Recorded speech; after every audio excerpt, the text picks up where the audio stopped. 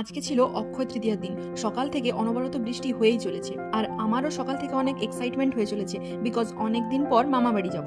যতক্ষণ অবধি বাড়িতে আছি ততক্ষণ বৃষ্টি আমার খুব ভালো লাগে, কিন্তু কোথাও বাইরে যাওয়ার থাকলে বৃষ্টি একদমই ভালো লাগে না। রাস্তায় গাড়ির খিদে পেয়ে যাওয়ায় গাড়িকে একটু খাইয়ে দিলাম।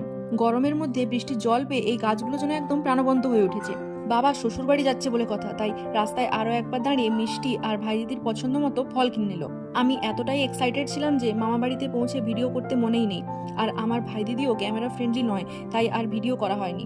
দিনটা ছিল অক্ষয় তৃতীয়া, তাই ভাই দিদির হাতের নিরামিষ ডাল, আলু পোস্ত, পটল ভাজা আর আমের চাটনি দিয়েই লাঞ্চটা সারলাম। আমরা স্পেশালি মামা বাড়ি গেছিলাম, একটা বিয়ে বাড়ি নেমন্তন্ন ছিল, তাই আমাদের ওই দিন রাতেই ফিরে আসার প্ল্যানিং ছিল। তাই বেশি দেরি না করে খাওয়া দাওয়া করেই আমরা বেরিয়ে পড়েছি, কারণ জঙ্গলে হাতিরও একটু ভয় ছিল।